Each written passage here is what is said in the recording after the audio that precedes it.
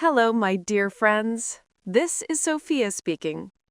Today, we're starting something truly special, a brand new series of short story readings for English learners of all levels.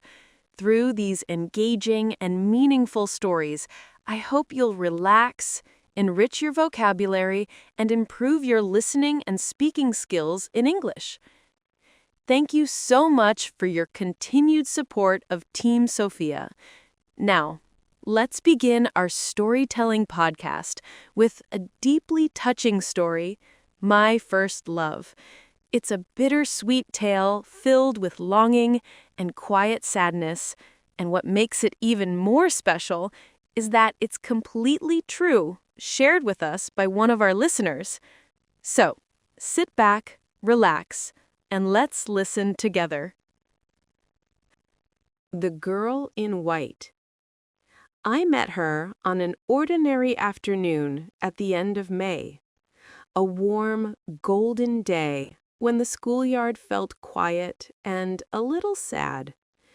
It was the season of final exams, the season of goodbyes, and the season when our hearts became soft without warning. She walked past me in her white school uniform, her long black hair moving gently in the wind.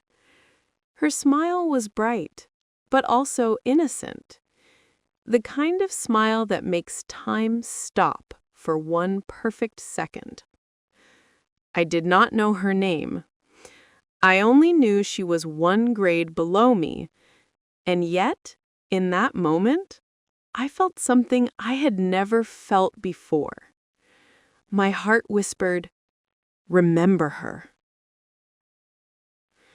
The first letter. I was shy, but that evening, I did something brave for the first time in my life. I wrote her a letter. It was messy, simple, and nervous. I only wrote things like, "Hello, I hope your exams go well. I saw you today. You looked happy." I didn't say much, but every word carried a piece of my trembling heart. A friend helped deliver the letter. After that, I waited for days. I didn't expect anything. I only hoped she would not laugh at me. But then, a pink envelope arrived in my mailbox. Inside was her small, gentle handwriting. "Thank you for your letter. I hope you do well in your exams too." Just one paragraph, but to an 18-year-old heart, it felt like magic. 3. Far away, but not far enough. I left my hometown a few weeks later to study at a university in a big, noisy city. Everything felt new, exciting, and overwhelming. But every night, before sleeping, I thought of her, the girl in white, the pink envelope, and the smile that had softened my whole world. I wrote to her again, and again, and again. I told her about university life, my strange roommate. My first time cooking instant noodles was a disaster. Then, slowly, my words changed. "I miss home. I miss your letters. I think of you often." Her letters always came, but she never answered the emotional part. She talked about school, her friends, her dreams, her upcoming exams.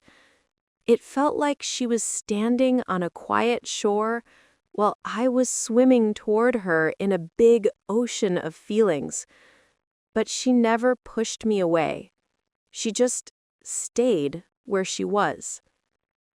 4. The Hill of Pine Trees. The next summer, I returned to my hometown with a heart full of hope.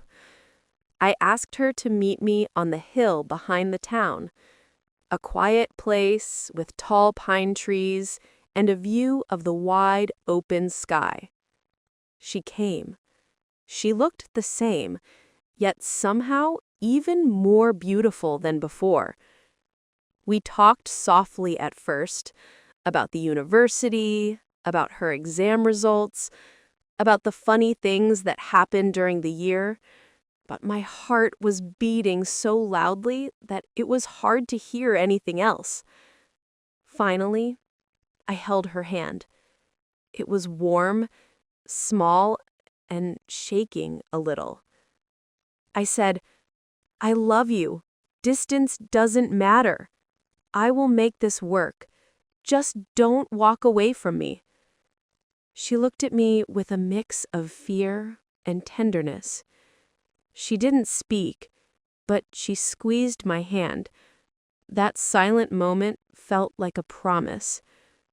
Then suddenly, the sky turned dark, and heavy rain fell around us. We ran under the trees, laughing like children, with raindrops on our faces and hope in our hearts. I didn't know that it would be the last time. I have never seen her that way. 5. The slow goodbye. When I returned to school, her letters began to change. They were shorter, colder, slower, and I began to feel a space growing between us, a quiet, painful distance that I didn't want to see. I wrote longer letters, trying to fill that empty space. "I miss you.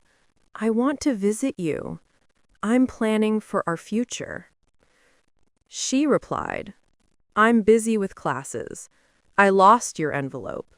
Sorry for the late reply." Anyone else would have understood, but I was young, and love made me blind. 6. The pink envelope. One evening, I opened my mailbox and found a pink envelope again. My heart jumped. Pink meant something sweet, something romantic. But this time, it carried a goodbye. She wrote, "The things you want are beautiful, but they feel far away. I need someone who can be here, next to me, not just in the future." She told me she had returned to her first boyfriend, someone close, someone safe, someone who wasn't me. I sat on my bed, holding the letter, feeling my heart break slowly, quietly, completely. 7.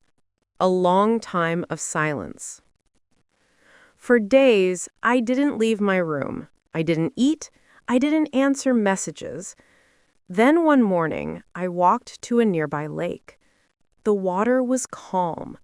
The breeze was cool. And for the first time, I felt something soft in my chest. Acceptance.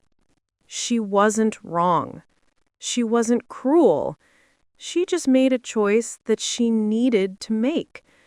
And I loved her enough to let her go. 8. 2 lost chances. Months passed. I grew stronger. Life moved on. Then, one day, she called me.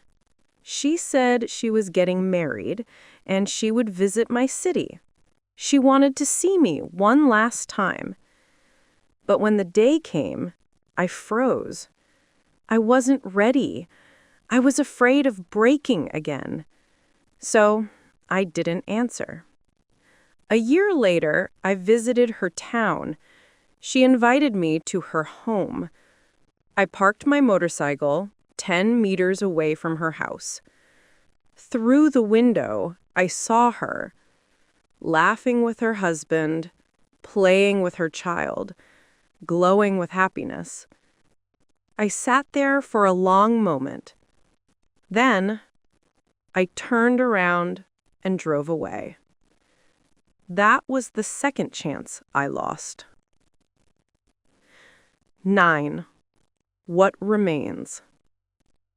Today, I no longer hurt when I think of her. Sometimes she appears in my dreams, but it's gentle, like remembering a warm summer from long ago. She is not my sadness anymore.